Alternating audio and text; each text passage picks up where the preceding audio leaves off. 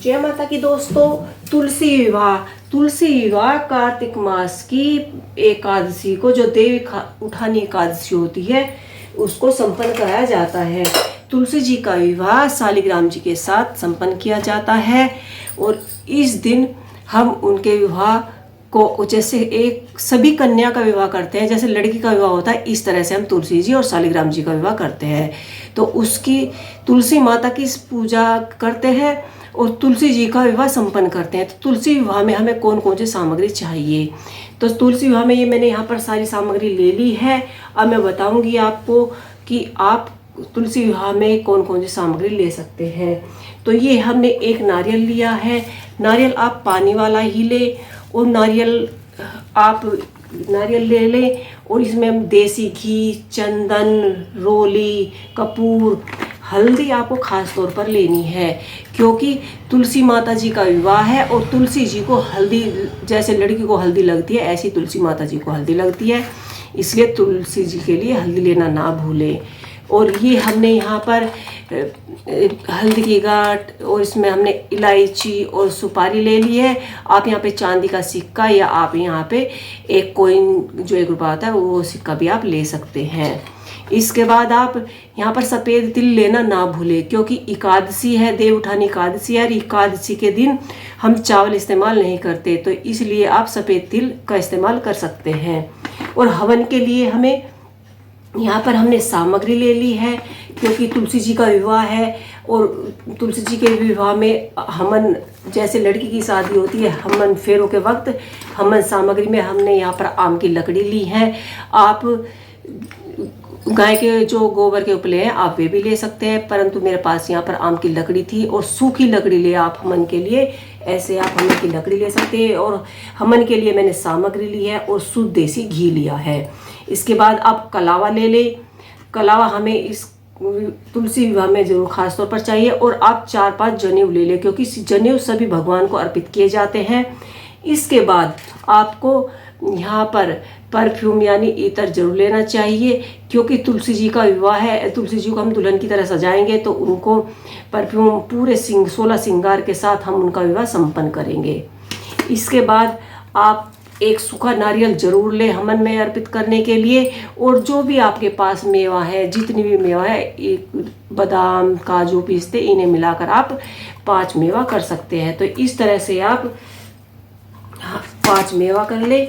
और आप सिंदूर लेना ना भूलें, क्योंकि तुलसी जी को जो विवाह में मांग भरी जाती है, इसलिए खास तौर पर सिंदूर आप लेना ना भूलें।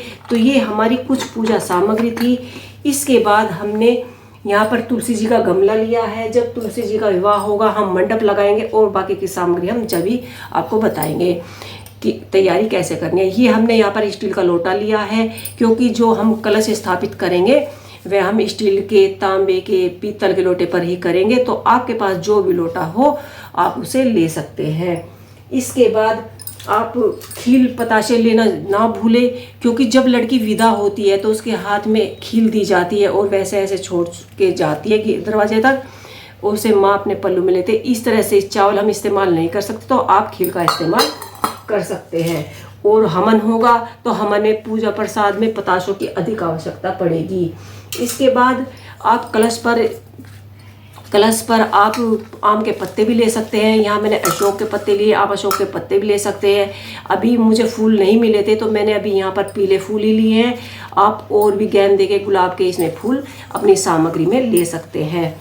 इसके बाद आप जो भी आपके पास फल हो, आप पूजा में फल जरूर रखें, क्योंकि तुलसा माता की शादी है, तुलसा जी की शादी है और सभी समान ना हो, ऐसे आधी अधूरी शादी मानी जाती है। जैसे लड़की की शादी होती है ऐसे ही तुलसा माता जी की शादी होती है और उसमें भी पूर्ण सामान रखा जाता है। यहाँ पर मैंने माता के लिए बिछुई ली है। बिछुई आप पहनी हुई ना ले, आप नई बिछुई ले। और यहाँ पर आपको 16 श्रृंगार का सामान पता ही है, 16 श्रृंगार ले। और दान करने के लिए आप एक ब्लाउज पीस जरूर ले। और यहाँ पर हमने माता जी को पहनाने के लाल चुनरी ली है।